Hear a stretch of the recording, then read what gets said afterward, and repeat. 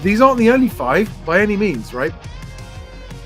Happy 5 Fact Friday. 5 Fact Friday. I'm Charlie Lambden, and it is 5 Fact.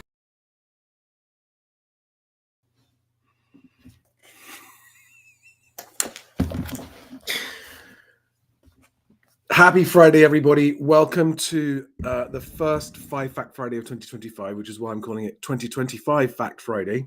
See what I did there? I've been outside this morning and freezing cold. Can't get warm.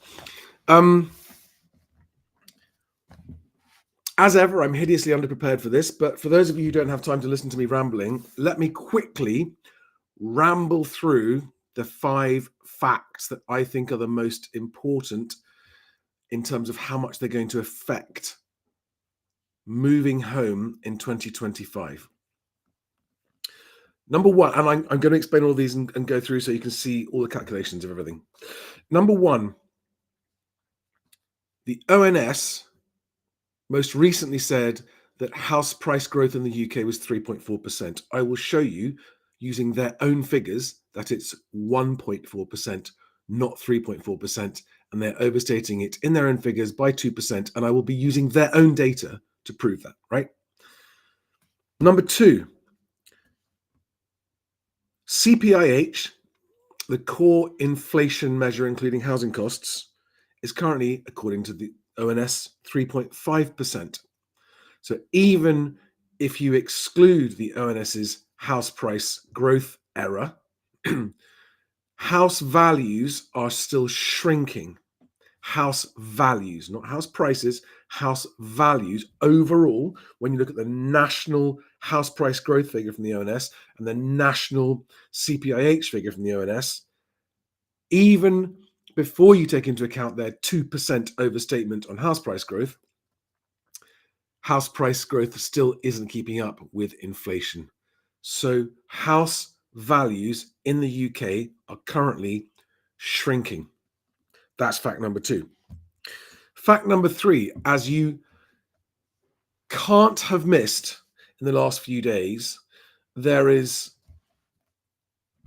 unbridled panic in government about what's happening in the financial markets, specifically in the government bond or gilt markets, where bond yields or gilt yields or the coupon, so the interest rate, the real interest rate available for borrowers, in other words, the government, are now at the highest levels since the financial crisis. They haven't just spiked up there, they've been moving there for several months.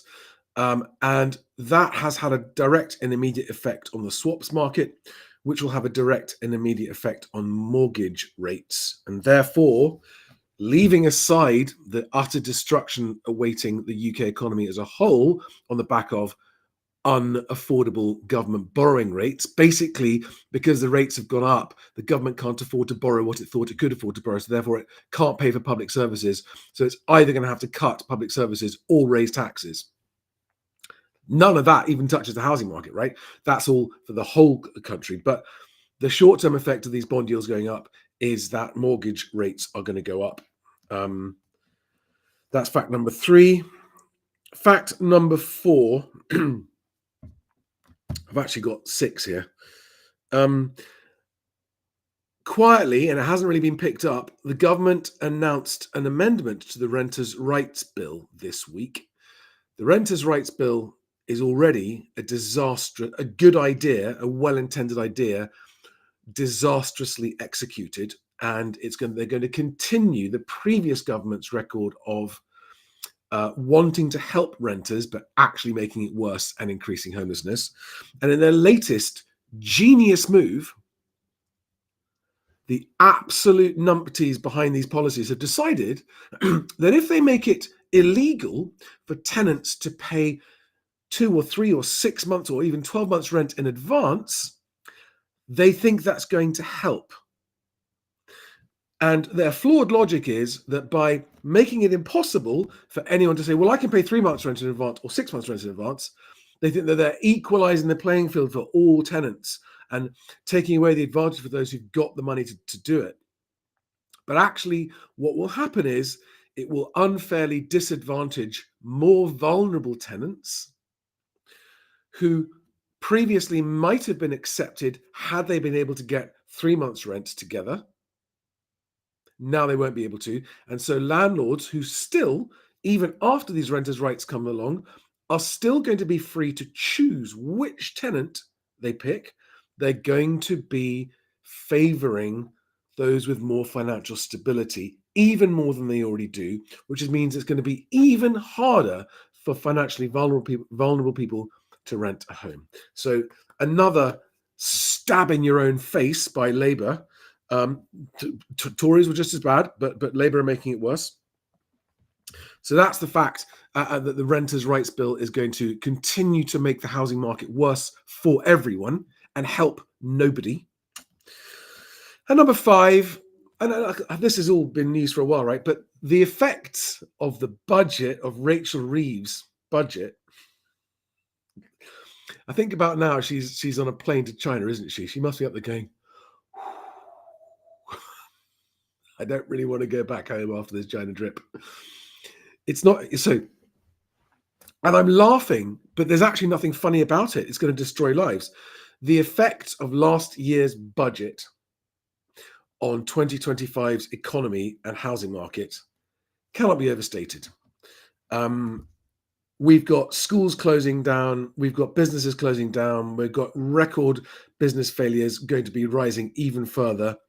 We've got falling employment, we've got falling job vacancies, and all of that is going to get worse as a result of the budget. There's now no one's even saying that there's not. No one's even arguing anymore that it's going to be terrible. That the only arguments you hear in favour of the budget now are, well, she had to make some tough decisions. We can't really judge her until the end, until this parliamentary term is up, and we can see what the actual effects were. And anyone who actually says that is either demonstrating that they know nothing about how the economy works, or they're being disingenuous. So those are the 5 facts. ONS is overstating house price growth by at least 2%. Even without that, inflation is going up faster than house prices. Bond yields are killing the economy and are going to put mortgage rates up and make it even harder to move house. The Renters' Rights Bill is going to get even worse before it comes into law, but it's being pushed back a bit, by the way. And number 5, in case you didn't already know this, Rachel Reeves' budget from 2024 is going to destroy the housing. I mean, the little flurry of activity we've had from people wanting to beat stamp duty deadline on the 1st of April has been welcome. Now, before I get into the details here, let me just reiterate, especially for new followers, let me reiterate my position on all of this. The stated goal of this channel and of my website Best Agent is a home for everyone. I think it's a good idea to buy a home with a mortgage, pay off the mortgage, and own your home at the end of it. That is still it's always been a good idea, and it remains a good idea.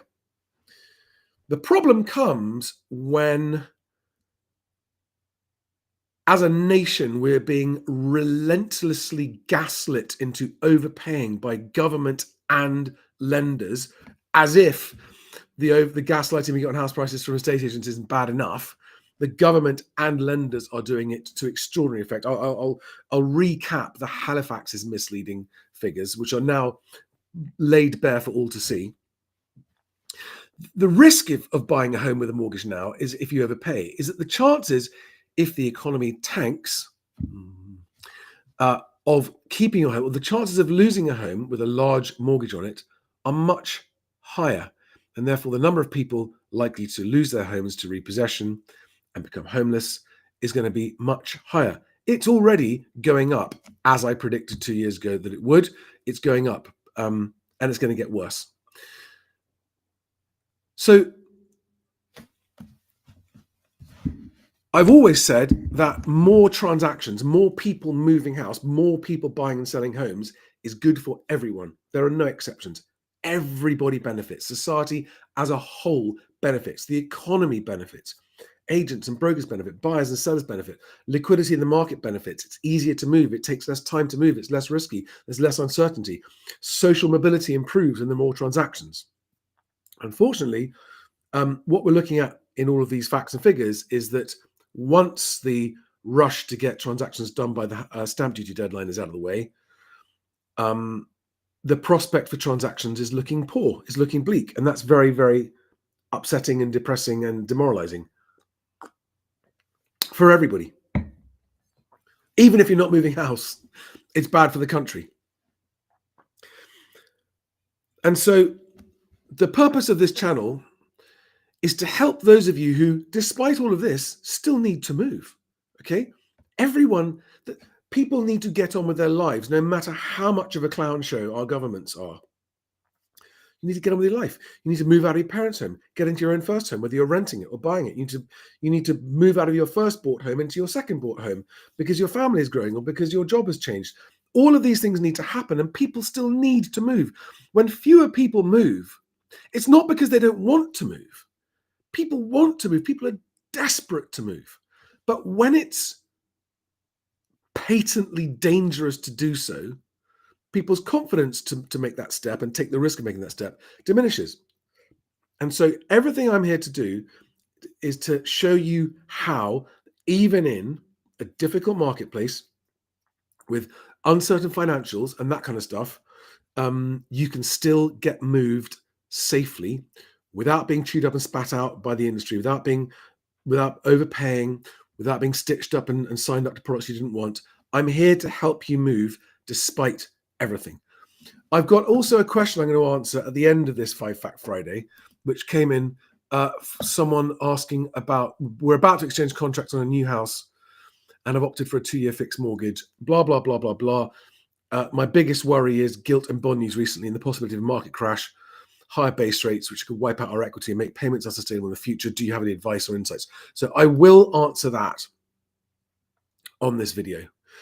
But first and foremost, let me just have a quick look in the chat. Say hello. Argy Bargy. Hi there. Rich Cook, Carlos, Oliver Sykes, Alex Browning. Paul, Hector, changes coming. Siddhartha, James Long, Trish Walmsley, Paddy. Hi there. Andrew Dennis. Yeah. Okay, you're already getting warmed up. David M, Mark Reynolds Corden. Oh, wonderful news, Mark Reynolds Corden. Amazing. I've got to put that on screen right now. Mark Reynolds Corden says, chose agent as per your approach. Brilliant agent, lined up viewings before launch, multiple asking price offers within 24 hours of launch, just accepted 10K over asking price on a leasehold flat in Southwest London. Thanks, Charlie. See? No matter what you're selling, even leasehold flats in London, if you get it right, you will get competing bidders and you will sell for the best price the market's going to pay. Mark, thank you for that message. That's great to hear.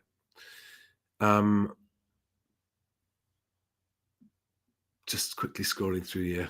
I know 10-year gilt, 4.85% today.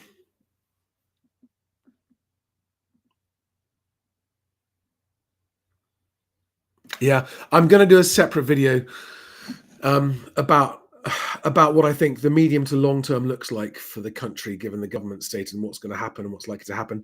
Not about financial decimation and doom, about government function and the ability for us all to just live our lives. But that's a separate video coming.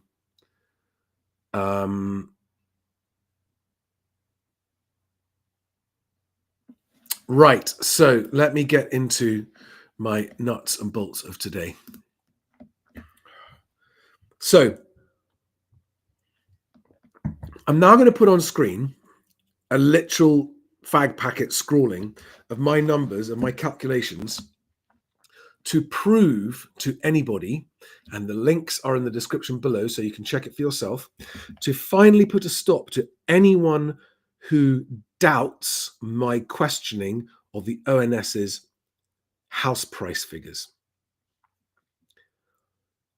I'm about to show you that the ONS, when it makes its year-on-year comparison, is comparing two different numbers, which leads to an overstating of it. And I will show you. There's no question about it. It's mathematical fact. It's really, really simple. And I've got the pages up to show you. And I'm going to take my time because I really want everyone to understand this. I want everyone, even if you're not that good with maths, even if you find this all a bit overwhelming, I want you to watch this and go, Okay, the ONS really has overstated house prices based on their own numbers. Okay, I'm going to use nothing but ONS figures to show you that the ONS is misleading us. I'm not saying that they're doing it intentionally or not.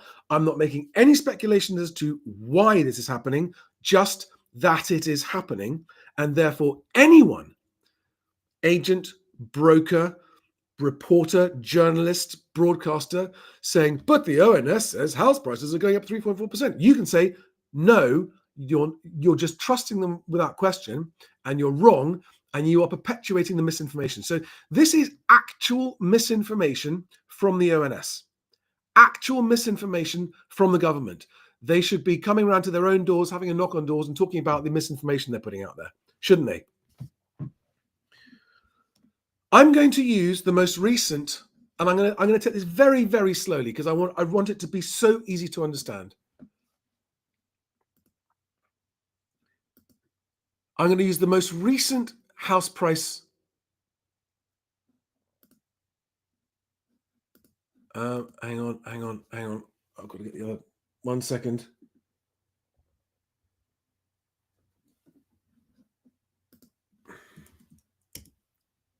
Here we are.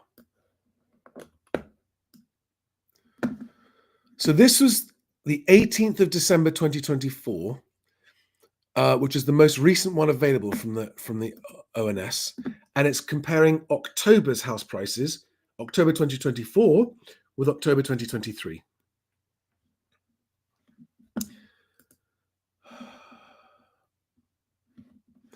Let me put it up on the screen.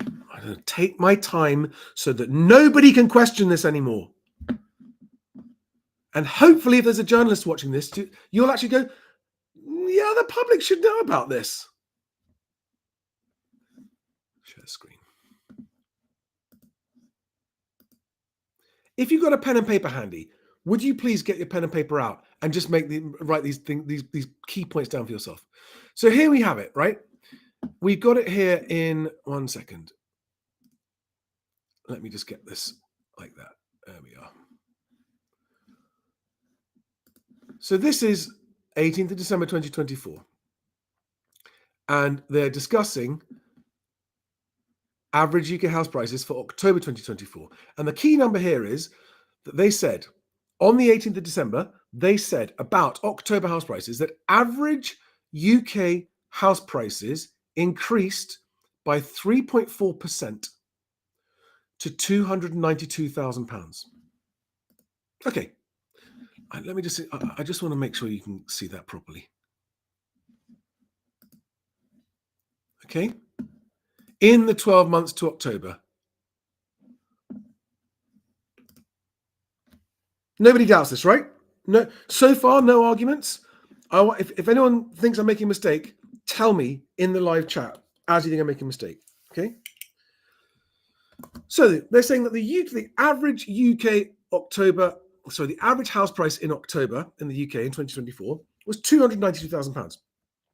And they're saying that that's gone up 3.4%. Okay.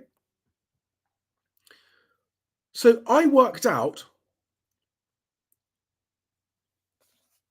what 3.4% off 292,000 is to work out what number they're comparing it to. And they're comparing it to £282,400. So if you work out what number has to increase by 3.4% to reach 292, the answer is £282,000. Okay, so they're saying that the average house price in October 2023, 1 year earlier, was £282,000. Yeah, that's just maths. Okay, £282,000 plus 3.4% equals £292,000. Roughly, okay. That's to the nearest thousand. £282,000. Let's go and check what they said a year earlier.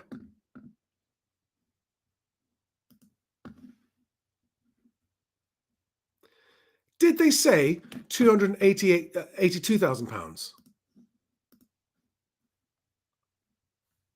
No, they said £288,000. Hang on, something's got to be wrong here.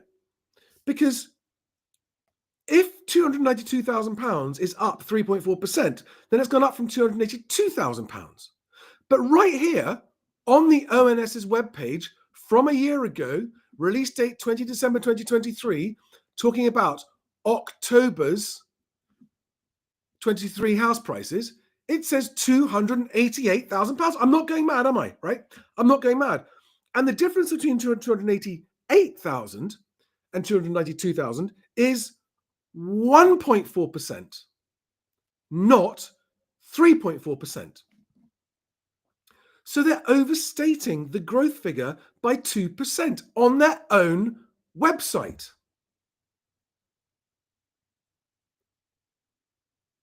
Thank you, Alex Brown, if you do that maths on there, right? So what could possibly be happening? Oh, I know what it is. They're revising, because we now also know from ONS land registry figures that they revise these numbers down. And they revise them down every month for over a year.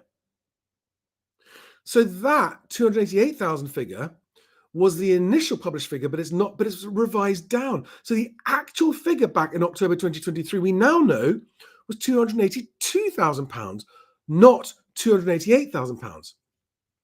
Leaving aside the fact that that means house prices were falling 2% faster than they said they were.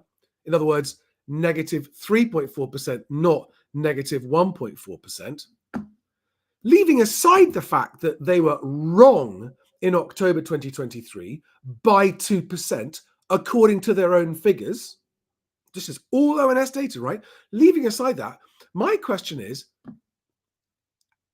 how are they coming up with today's figure? Okay, go back to today's figure, right? They must be comparing today's unrevised average price with the revised price from a year ago, but they don't tell us that. They don't tell us that. And here is my maths, right? Very, very roughly.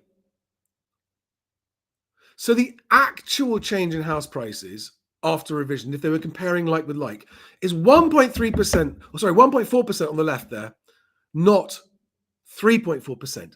I would say that anybody would probably agree with me that that is a fairly significant error, difference, variation, whatever you want to call it.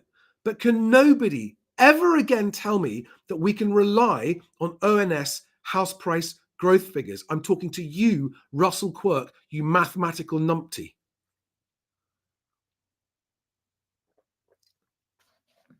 Yes, they do. Everyone knows the ONS revises their data, and they revise up, revise down. House prices are always revised down, by the way. Just happens to be the case. But you can't quote an unrevised figure with a revised figure without stating that that's what you're doing. Because you're not comparing like with like, are you? So does anybody contest the point I'm making? Is any one of the 624 people, plus however many of you watching on TikTok, anyone want to contest what I'm saying?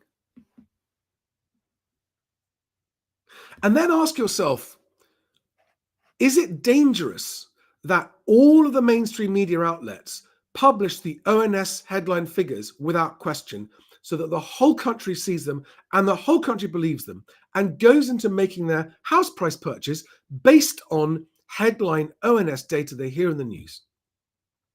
Or is it dangerous and misleading and causing people to overpay, increasing the chances of them losing their home?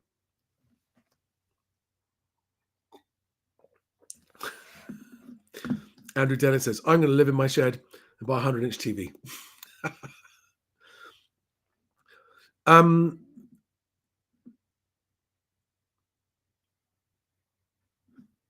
So I'm assuming, so there's no one's challenging me on this. So everyone, all 629 of you, including the one of you watching on Twitch, say hi. Person who's watching on Twitch, say hi, please.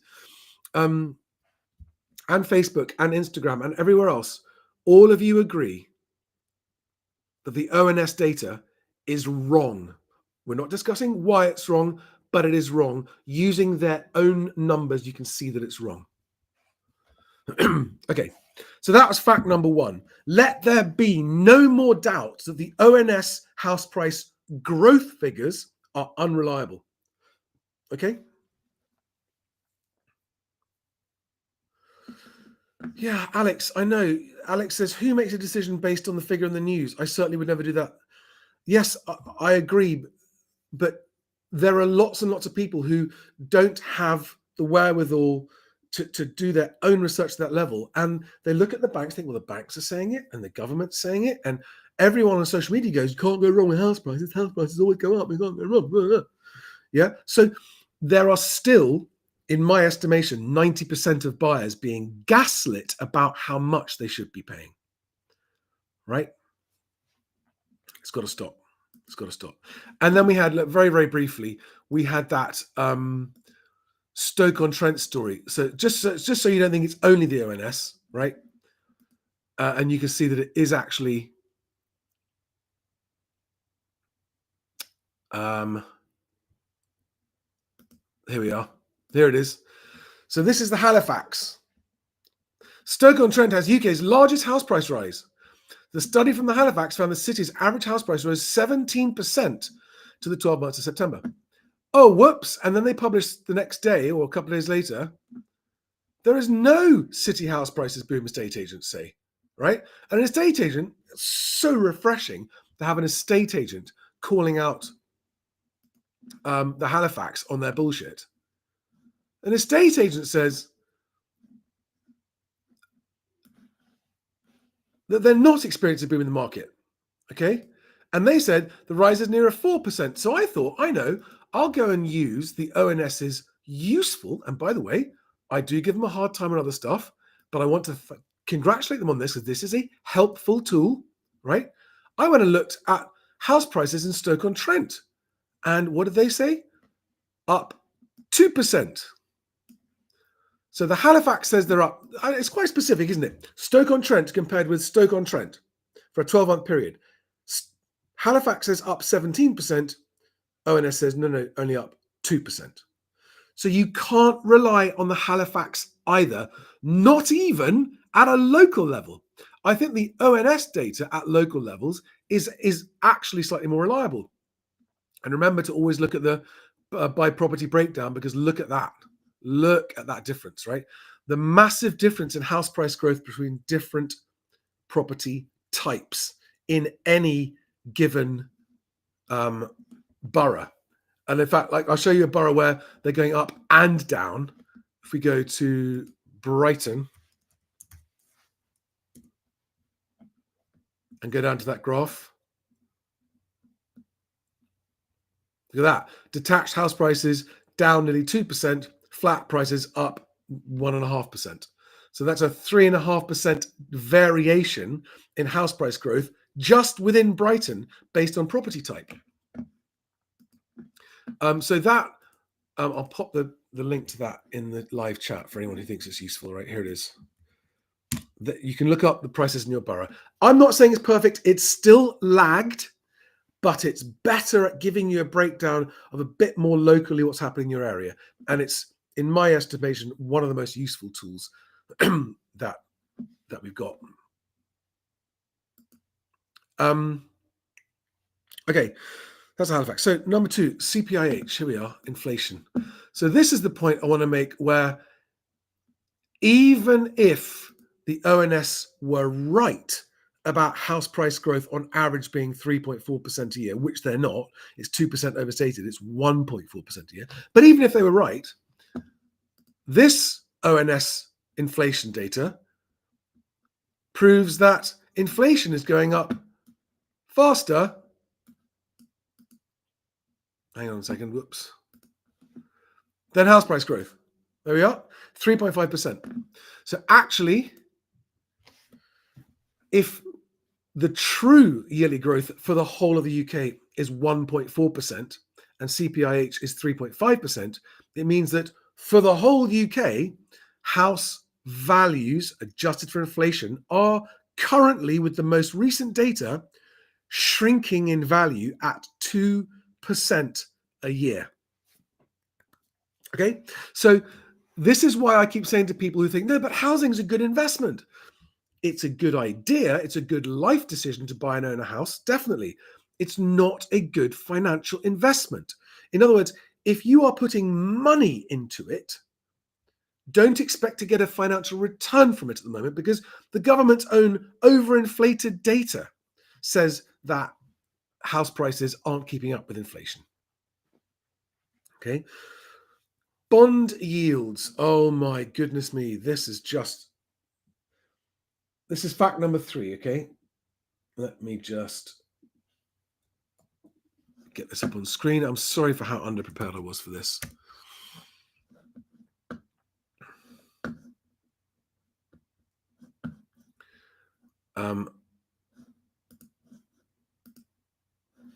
Let's do that.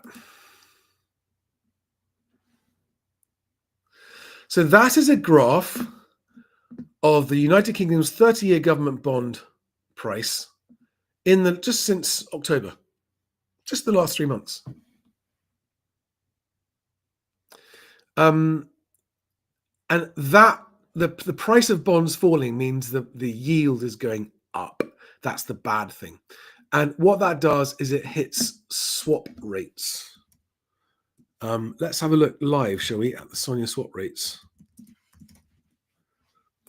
Because this is the most closely SONIA SONIA swaps. Here we are.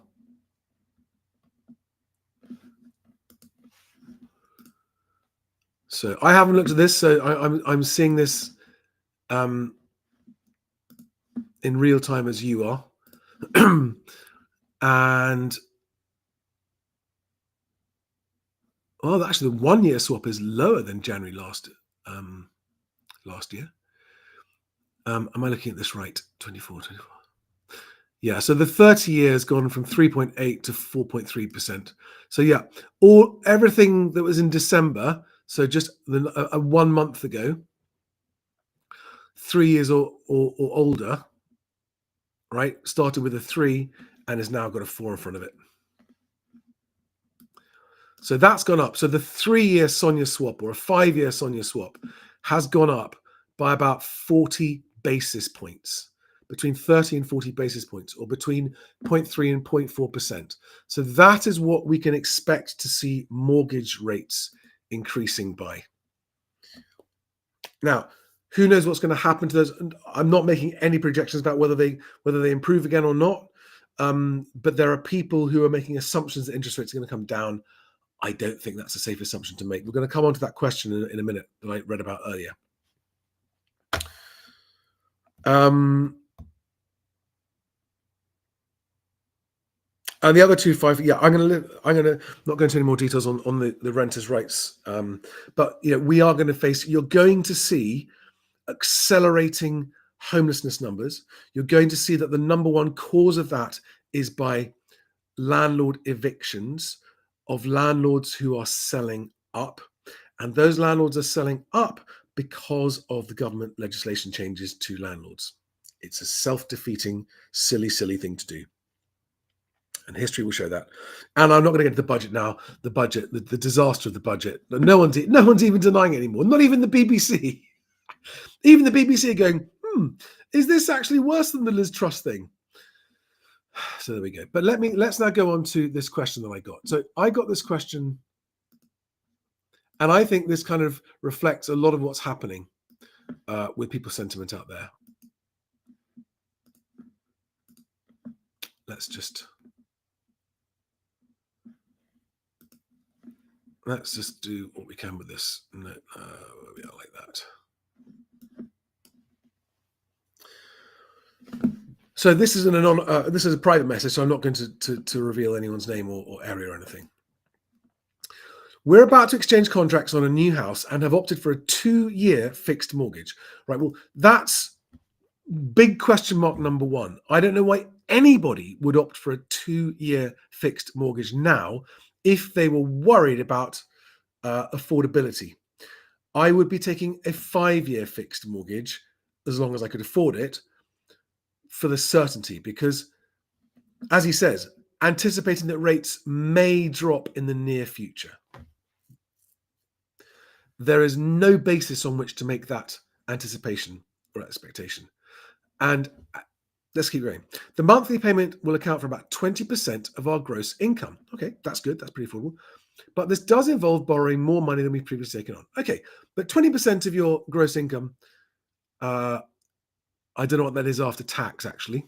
More importantly, is what is it after tax? What is it of your take home income? However, I've grown increasingly concerned about the state of the economy and whether proceeding with the purchase is the right decision. Remember, this is someone who's about to exchange. We need more space as we're expecting twins in June. Congratulations, that's fantastic. And we're using a 30% deposit from the sale of our current home. The new, so they're upsizing, and again, great time to upsize, guys. Great time to upsize. We're using a 30% deposit, upsizing from a 3-bed semi to a 5-bed detached house in a better area with access to good schools, which seems ideal for our growing family. My biggest worry is all the gilt and bond news recently and the possibility of a market crash, hyperinflation, or significantly higher base rates, which could wipe out our equity and make payments unsustainable in the future. Well, he's very, very wise to be considering this, because what he's doing is considering the worst case scenario. Do you have any advice or insights on navigating these concerns? I greatly value your perspective. Right. So, yes, I do have lots to say about this. First of all, upsizing for a growing family, leaving finances aside, is a good idea. And if it's within reach and it's going to improve your life and put you where you want with your schools, that kind of stuff, you should always do it. You should always, always, always do it. And so, in principle, do I think this person should be making the move that they're making? Yes, definitely. Based on that limited information, I definitely think that is a good life move. Assuming that the house is a good one, assuming that they get a snagging report because it's a new build, get a snagging report before you exchange and complete. Make sure that the snags are dealt with before you move in, because once you're in, it's much harder to get anything sorted out. So they're considering the worst case scenario, which is a really, really good move. Now, what I would be doing is he hasn't mentioned the price that they're paying, so I can't comment on that, but I would be making sure that I'd negotiated the best possible price I could on that property, number one. Number two, I would be taking out, especially if I can afford a 2-year mortgage on 20% of my gross income, I can probably afford the 5-year payment on not much more. And with 2 babies on the way and all of the stress that becoming new parents entails, I would want to have 5 years of certainty about my mortgage payment, so that whatever does happen with all the uncertainty that he refers to here, at least they know where they stand with their mortgage payment. So yeah, that's what I'd be doing. I would be considering a renegotiation on the price, but I would also be considering that if I can afford it, I don't want to renegotiate if I might lose it. So I might not renegotiate unless I felt I was overpaying. If I felt I was overpaying, I'd say no, my new price is this and it's that, or I walk away. But if everything's lined up, the affordability seems to be quite good. I wouldn't be too worried about that, but I would be going from a 2-year to a 5-year. Because if you're worried about all of these things, I would never understand why you take out a 2-year fix over a 5-year fix. And I would be questioning that broker's reasons for advising the client to take a 2-year mortgage. Okay, that's enough of my rambling. Do we have any questions people would like me to answer before we wrap it up? I can't go back to. So, is there anyone?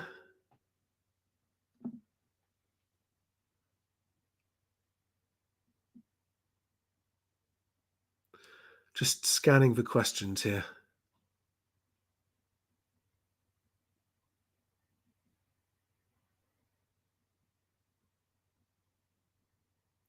So for those of you who are new, because we've got nearly 800 of you currently watching live, which is amazing, for a Friday lunchtime.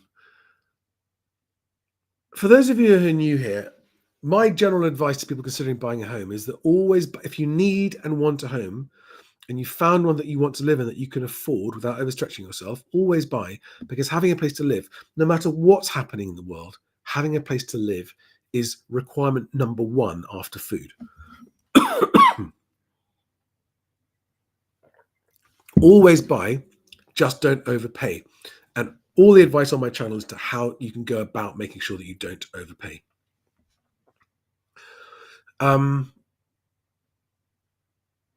Liam says, having worked in the media sector in ops, most average Joe journos will copy and paste PR and make copy transcripts from radio and TV interviews. Move on to the next story. Yeah, and that's why this ONS misinformation is being propagated. C'est la vie asks, why do estate agents put a range, 450 to 475? What will they be likely to accept? I have all in place as per your advice. Okay, so you're a buyer.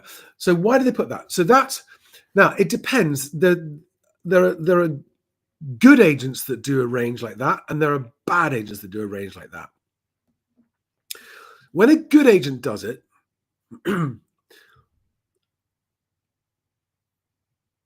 lower of the two numbers is intended to show that the seller is being realistic. It suggests that they're expecting to get over that 450 price. And the higher number is a bit irrelevant, really. It's a way of communicating that they're expecting to get offers over 450. And if the agent has priced it correctly and the seller's priced it correctly, that's what will happen. As per that person who commented, that seller who commented at the beginning of the video, saying that they went on with a great agent and they had multiple offers and sold it for over asking price within 24 hours, I think they said. So that's why it's quite a clever tool, because if they just put 450 as an asking price, yes, they'd get competing buyers, and those buyers would compete with each other, and they'd get over 450. But they then might get people saying, well, why wouldn't he's put 450? Why don't they just accept 450 if that's the asking price? Putting 450 to 475 is saying 450 is my base, expected to get more. And it's also that they're saying, we don't know exactly what the market's going to pay. We think it's somewhere in that range. Does that make sense?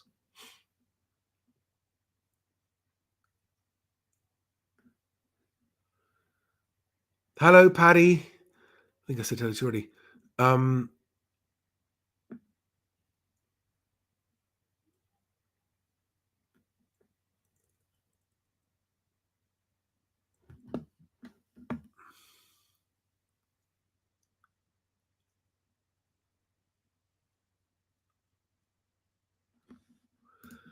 Bob Pearson says, Charlie's fingers are correct.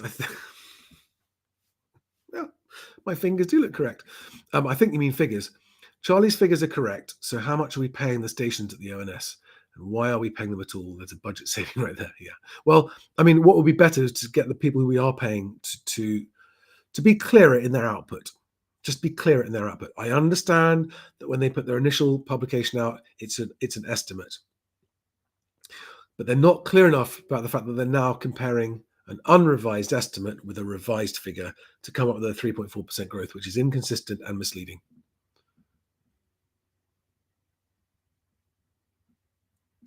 Alex Jenkins says, am I crazy for not wanting to own a home? I would rather just rent my whole life and keep my capital. Alex, that's a very wise. There are certain people in certain circumstances for whom I would totally agree with that.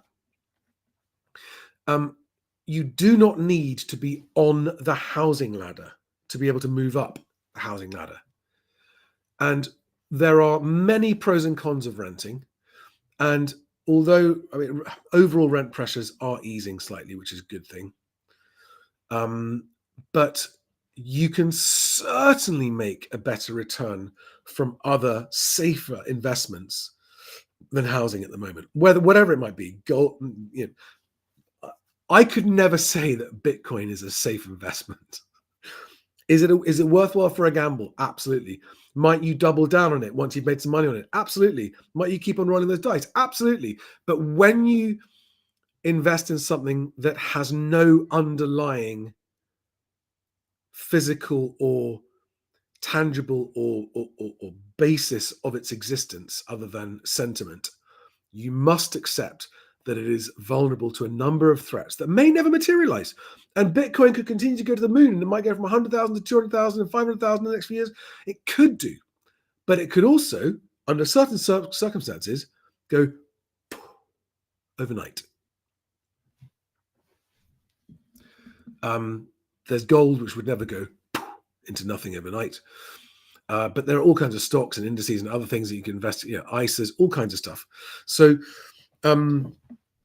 if you are a switched on investor, and by that I mean someone who knows how to make their own investment decisions and doesn't just blindly follow internet investor numpties, but someone who, and this is why, by the way, I recommend Sasha Yanchin's channel, because what Sasha teaches is how to think for yourself, right? If you're investing based on what other people tell you to do, don't be surprised if it doesn't work out. If you invest based on your own decisions and it doesn't work out, well, at least that's easier to live with than thinking, I trusted someone on the internet and now I've lost out. Never trust anyone on the internet, including me. We might have the best intentions in the world, but we might still be wrong. You've got to make your own decisions when it comes to big life decisions, to big financial decisions. And if you want to invest in line with your risk appetite and your investment experience and build it over time. Don't be a numpty that goes and puts everything on red and spins the wheel and sees what happens. Next question. Siddhartha says, Charlie, I'm considering buying a £375,000 first property and I feel it's overpriced. How do I renegotiate the price and how much should I renegotiate? I'll be taking a 5-year fix with 20% deposit. Okay, great question. This is why I always say disregard asking prices. Go and view houses that you'd like to live in. When you view them, work out what it's worth to you. Just work out what you're happy paying for it and make that offer. That's all you can do. And always offer your maximum comfortable price first time. Use my offer email template, which you'll find on my website or in the description below. So you just form your own view on what it's worth to you. And the estate agent might say, yo, we've got so much interest. Jolly good for you. Doesn't matter. It's not going to change how much it's worth to me. Nothing should change how much it's worth to you. Just offer what it's worth to you that you're comfortable offering on, okay? And some you'll win and some you'll lose.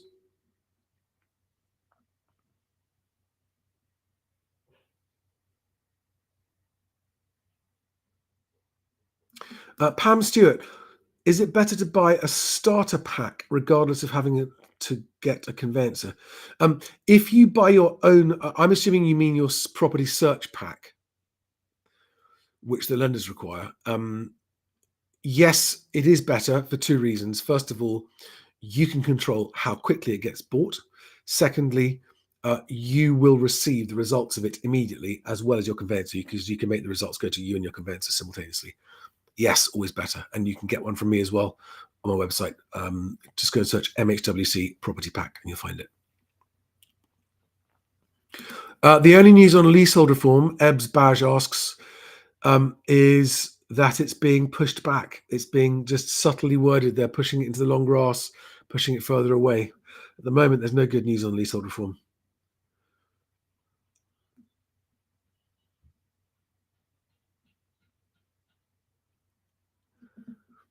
Demetrius says, Bitcoin going up 40% a year. It did, maybe. Tesla shares going to the moon in the back of AI. That part I agree with, and I put my money where my mouth is. I also think Tesla shares are going to continue to outperform everyone's expectations because of what they're doing with AI. Demetrius says, I don't know Bitcoin and I'm talking nonsense. Fair enough. Fair challenge. I bought Bitcoin in 2017. I think I do know about it. I can't find it. but I did buy it. I do understand it. I was at, what was it, Web Summit in Lisbon in 2016, listening to the talk about blockchain and everything. I think I have a better than average understanding of Bitcoin, which is why I understand that there's no underlying value to it. If I'm talking nonsense, tell me what the underlying value is about Bitcoin, because I don't think there is one. Bronya K says, "Hi Charlie, my worry with renting forever is having to find that rent after retirement and the possibility of having to move as an elderly person."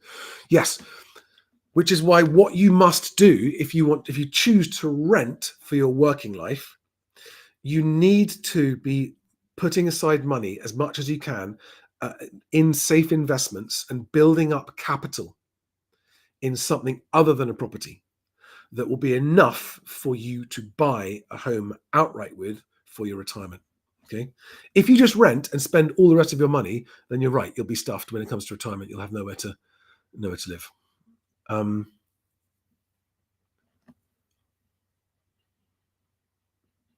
This is the pushback I always get from Bitcoin fans, right? You don't know what you're talking about. It's the biggest network in the world. Explain to me why that's of tangible value. And Orally says, learn the fundamentals before stating what you're stating. What fundamentals? Just respond to my point. What is the underlying asset of Bitcoin? What is the intrinsic value of Bitcoin? And if you don't understand the question, I assure you it's you who are underinformed and not me. I'm not saying don't buy it. Do buy some Bitcoin. Have it in a portfolio of diversified investments. Absolutely. It's done very well for lots of people. It's made some people very, very rich, but you're all missing the point that it isn't based on anything other than sentiment. Yes, there is a form of value in it being decentralized and outside government control. That is an advantage. Absolutely, I agree with that. But that doesn't protect it from the threats that it's up against. So come on, Orally, to answer my question. What is the intrinsic underlying value of Bitcoin? If you can't, okay. I don't know. Okay, so you're saying money is, I agree with you about money. I'm not saying keep your money in money. Buy shares, buy gold. That's what I was saying. Those things have underlying intrinsic value. Money doesn't. I agree with that. I agree with that. Unfortunately, we can't use Bitcoin on an everyday basis to pay our bills yet.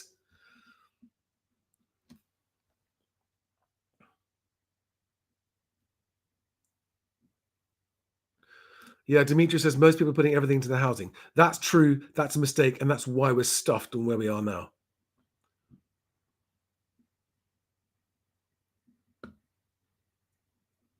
No, you see, Demetrius, when you say Bitcoin is going to the moon, it just lacks credibility.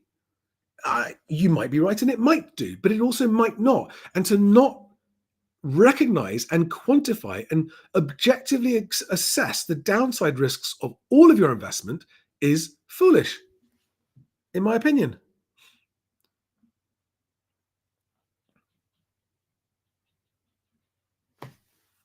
Val Mahiblan says, I'd like to share my experience with you, Charlie, but it's a bit long-winded. Go to my Instagram, send me an audio message. They cut it short. Even better is on X. Follow me on X. Just moving, you'll find me. Moving Home with Charlie. Anyway, you'll find me. On X, you can send an audio message privately and just give me an audio version of what you want to say. I love hearing the stories. Tell me what I don't know, Demetrius. Tell me what it is that I don't know about it. You might be right. Maybe there's stuff I don't know about Bitcoin. I'm open to being educated. Educate me. But this is all I ever get from Bitcoiners. Oh, you don't know what you're talking about. Okay, tell me then. Nothing. Silence. And I never get an answer to my question. Where is the intrinsic underlying value of Bitcoin? Oh, well, there's none of money too. No, I agree with that. That's why I wouldn't put my investments into money. But compared to gold and compared to stocks and shares and equities and other things, even art has some underlying intrinsic value, but not a lot more than Bitcoin, to be honest. No, sorry, Bitcoin has functionality. Everything has functionality. It doesn't give it a value necessarily. Can transfer for minimal cost and internet to third party. Yeah, that's not an underlying intrinsic value. That's a benefit, right? That's an advantage of it compared to other ones, but in itself is not underlying intrinsic value. You just yeah, Paddy, I'm glad you like that. Have you not heard me say that before? Um, Thank you, Cybermuse. There is no tangible value in Bitcoin. Go watch some Michael Saylor, said to me just why? What will he tell me? What's he told you? Or are you just believing? Just believe. I get so fed up with people saying Bitcoin fixes this, Bitcoin fixes that. No, not yet it doesn't. Bitcoin doesn't fix anything. Bitcoin is a very interesting, very exciting, very volatile gambling opportunity. AG on a change of subject says, "Hi Charlie, been following you for some time now. 3 drawn areas in Rightmove, and I get notified when a property comes on to market reduced. Nearly all the email notifications are reductions." Yeah. Um, yeah. Patricia says since you can't borrow with Bitcoin as a collateral. Bitcoin is not money. What threats? Okay. Google has openly stated that its quantum computer might be able to solve Bitcoin or basically undervalue it. There are government threats against it. There's legislation threat against it. And there is the threat of one day something happening where people suddenly go, hang on, it's not worth anything.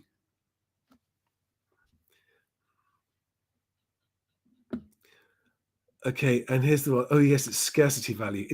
It's not an asset. Nick Beat 888 says the Bitcoin cap of 21 millions makes it the most scarce asset on earth. It's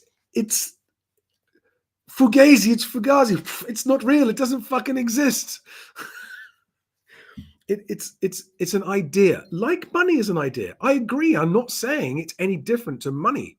Look at our money in pounds. That's also devaluing. That's also at risk. Look at what's happening in the last week with sterling versus the dollar. Look at the value of the pound versus housing. I mean, I agree that money is no better than Bitcoin. I'm just saying Bitcoin is an asset investment class with a downside risk that few people could take seriously.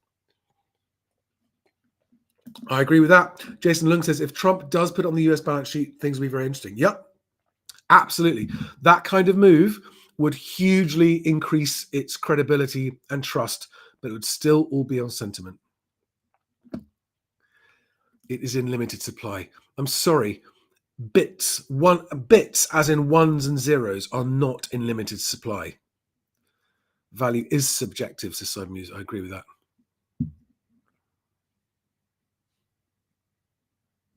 Yeah, guys, don't get me wrong. I'm not saying don't buy Bitcoin. You could buy it and do very well and make a lot of money out of it. Absolutely. And some people have. You could also lose everything. Yeah, Vince Samuel says, no idea what the real value of that is.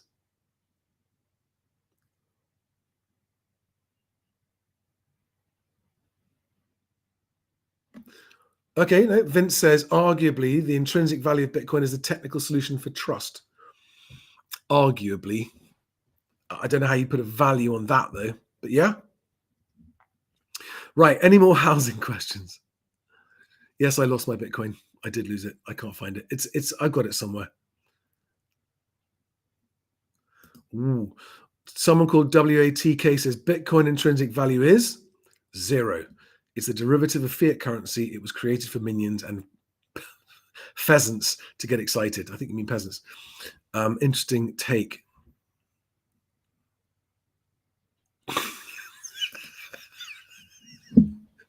The Cookie Ghost says there is a cryptocurrency called Butthole Coin.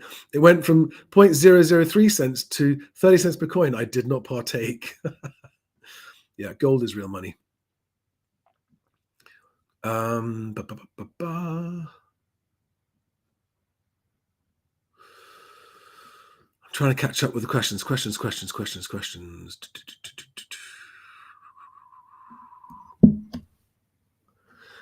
Demetrius says, why should we believe you, Charlie? Don't believe me. I already said in this video, don't believe me or anyone else on the internet. Hear what I say? Consider it in the range of things that you're considering. No, is it a wild, crazy thing to acknowledge the possibility that there's no underlying intrinsic value in Bitcoin and therefore one day, potentially, it could go to zero? It's up to you. You can ignore that risk if you want. Siddhartha says, I believe that even Guff has a functional value, but does not mean it has intrinsic value, just like Bitcoin.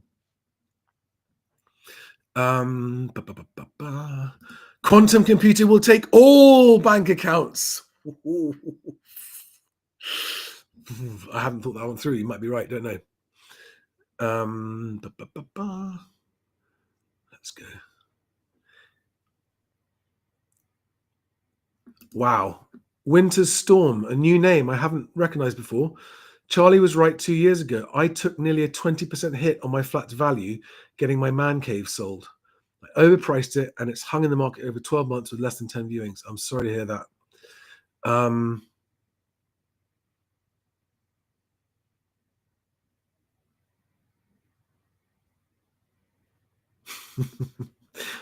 Hen's teeth are also in short supply.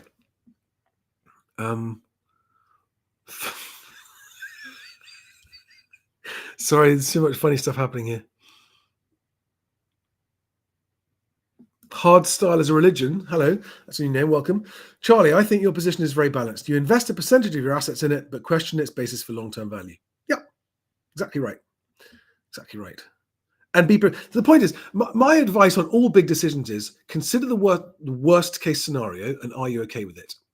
And in my opinion, which I made when I invested in Bitcoin, was worst case scenario, that could go to zero. Yeah, I'll roll the dice. Happy to take that risk. Just accept that that's a possibility.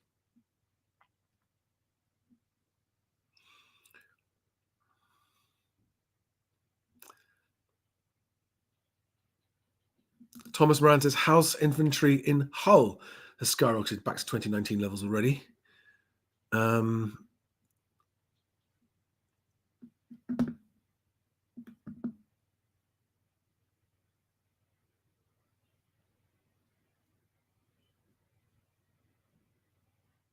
All right, guys. I'll be going forever now, which I'm not supposed to do. Thank you very much for watching. Let's get back to the basics now. I work with a couple of fantastic hand-picked independent whole of market mortgage brokers that I trust completely. If you always talk to a mortgage broker before you go viewing, get your mortgage in principle lined up. Only use a mortgage broker that you trust completely. For example, a mortgage broker who in 2021 would not have advised you taking out a 2-year fix, given that interest rates were at their lowest ever in history and therefore couldn't go any lower.